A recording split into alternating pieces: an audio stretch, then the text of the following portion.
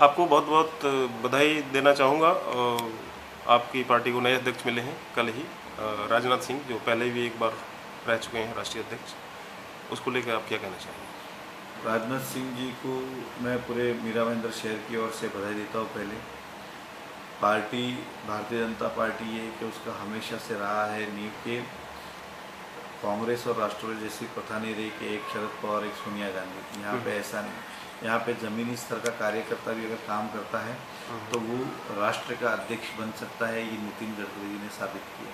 एक चीज़ उन्होंने अपने कार्यकाल में बेस्ट देने का प्रयास किया और ये पद पे आज राजनाथ सिंह जी है तो हम सभी लोग उसको सम्मान से स्वीकारते हैं। उनके नेतृत्व में पार्टी का काम करेंगे और नितिन जी ने इस्तीफा दिया तो डेफिनेट 3 साल का टर्म होने के बाद शायद कल राजनाथ सिंह नहीं हो, फिर 3 साल बाद कोई और होगा।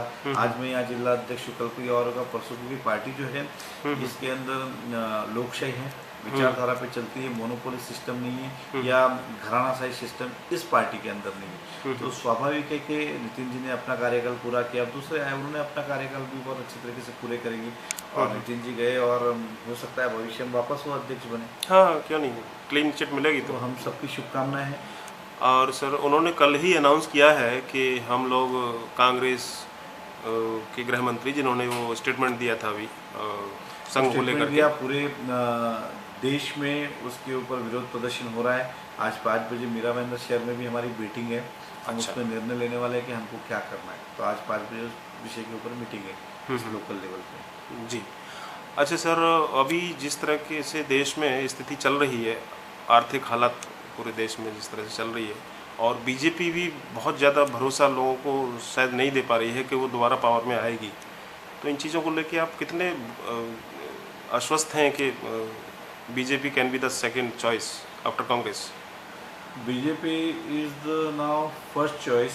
आपकी जानकारी के लिए कि ठीक है, अब आज पब्लिक डिसीजन नहीं दे सकती, समय आएगा 2014 में तभी डिसीजन देगी।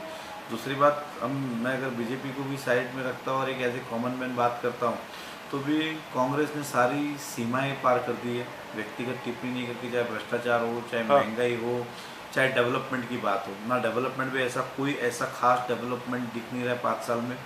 भ्रष्टाचार में तो रिकॉर्ड कायम हो गया है इस बार उनका।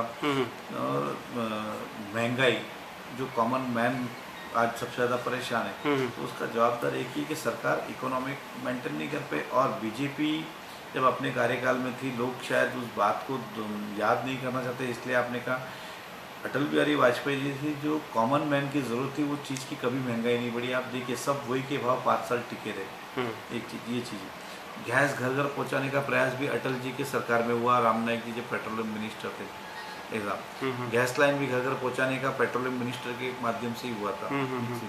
आज ये सारी चीज़ें, वो सुविधा तो पूरी नहीं हो रही, लेकिन महंगाई पे महंगाई वो बढ़ाते जा रही है। तो डेफिनेट है कि अगर हम पिछला 5 साल का बीजेपी का एक इतिहास देखें कि जो बीजेपी के कार्य थे, ये पूरे देश को जो रास्ते पे जोड़ने का जो काम किया, हाईवे जितने वो बीजेपी ने जोड़े, जितने फ्लाईओवर बीजेपी ने जोड़े।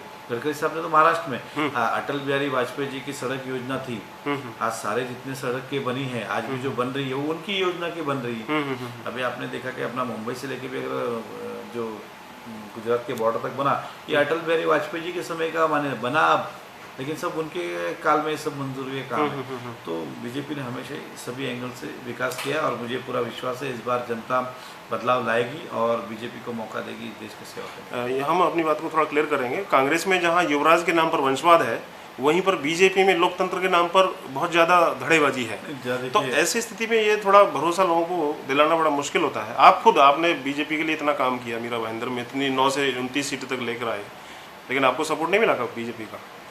देखिए, मुझे बीजेपी का सपोर्ट जहाँ तक मेरी बात है, मुझे पूरा सपोर्ट मिला, इसलिए 29 सीट आई, एक समझ के चलिए, नंबर 1।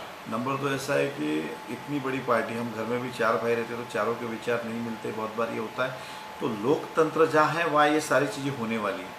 जहाँ घरानाशाही है वहाँ होने वाली नहीं है। तो कांग्रेस में घरानाशाही है, पैसा खाया तो भी चुप, नहीं खाया तो भी चुप, भ्रष्टाचार किया तो भी चुप, मिला तो भी चुप, नहीं मिला तो भी चुप, जीते रहो मरते रहो। आपकी काबिलियत की वहाँ पे तारीफ नहीं होती है। आपके अंदर कितने गुण है, कितने अच्छे हो, आप कितने भी, राहुल गांधी जी से कोई अच्छा भी अगर कार्य करता तो भी वो उस मुकाम पे नहीं पहुँच पाएगा। वहाँ गांधी परिवार की परंपरा रही है। बीजेपी में ऐसा नहीं है, अगर अच्छा कार्य करेगा तो आगे जाएगा। ये चीज़ है। और लोकतंत्र जहाँ होता है वहाँ ये सारी चीज़ें स्वाभाविक है। हर व्यक्ति चाहता है कि मैं अच्छा कार्य करूँ, उस मुकाम पे पहुँचूँ।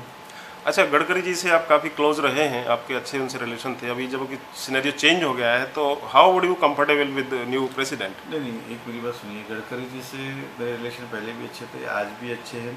राजनाथ सिंह जी जो है वो भी, मैं भले उनसे मेरे इतने परिचित नहीं हैं, लेकिन मैं उनके कार्यशैली को जानता हूँ। तो मुझे विश्वास, जब पार्टी के हित की बात होगी तो उनका भी उतना ही सहयोग और समर्थन मिलेगा। अच्छा सर, लोकल लेवल पे हम आते हैं। मीरा भाईंदर में आपने इतना विकास का काम किया जब आप थे, लेकिन अभी जो चल रहा है, ये जो बजट वगैरह आया है, रोड की खुदाई हो रही है, इतना गटर वगैरह सब बन रहे हैं, इससे पब्लिक को भी काफ़ी तकलीफ हो रही है। तो आप इस चीज़ को किस तरह देख रहे हैं? डेवलपमेंट होना चाहिए, थोड़ी बहुत तकलीफ होती है, इसके लिए मैं जनता से क्षमा चाहूँगा, लेकिन जहाँ डेवलपमेंट होगा वहाँ ये थोड़ी बहुत तकलीफ होगी। रहा सवाल अभी सिस्टम से जो काम होना चाहिए वो नहीं हो रहा है, उस बात का दुख है। हाँ, कि किधर क्या चल रहा है किसी को कुछ पता ही नहीं बिकॉज है। कंस्ट्रक्शन वाले हाँ, नॉर्म्स नहीं फॉलो कर रहे हैं वो लोग। लावारिस पड़ा हुआ है। हाँ। महानगर पालिका ऐसा हम बोल सकते हैं। हाँ। क्योंकि मेयर का मैं सब व्यक्तिगत सम्मान करता हूँ, लेकिन जो एक्सपीरियंस उनको चाहिए मेयर को वो नहीं है। इसलिए सारी चीज़ें हम सहन कर रहे हैं। जैसा मैंने कहा, उधर राहुल गांधी, सोनिया गांधी, वैसा इधर गिलबर्ट परिवार। तो ये चीज़ें जनता को भुगतनी पड़ रही है कि तो आगे जावे कुछ भी नहीं। लेकिन जब से आप आए हैं, जब से नया हाउस आया है एमबीएमसी में, तब से कौन कौन से ऐसे मुद्दे हैं जो आपने उठाए हैं? जैसे बहुत सारे बसेस के मुद्दे, पानी का जो विशेष मुद्दा है, और बस ट्रांसपोर्टेशन, ये दो मुद्दे को मैं ज़्यादा महत्व दिया है। तो उसके ऊपर अभी कमिश्नर से आज भी बात हुई, पानी शहर में बढ़ाया जाए, उसके ऊपर हमने बहुत ज़्यादा प्रेशर किया है। और मुझे विश्वास है कि अब पानी शहर में बढ़ेगा हमारे प्रेशर के। सर, लॉ एंड ऑर्डर का कुछ कंट्रोल है क्या यहाँ से? लॉ एंड ऑर्डर का विषय कॉर्पोरेशन का आता नहीं है, नहीं ना? इसलिए वो पुलिस का, प्रशासन का विषय, गवर्नमेंट का विषय, हमारा उससे कुछ लेना देना आता नहीं है। जहाँ लॉ एंड ऑर्डर खराब होता है हम अपनी बात रखते हैं, जहाँ तक रखनी है वहाँ। ठीक है। Okay, okay sir, thank you.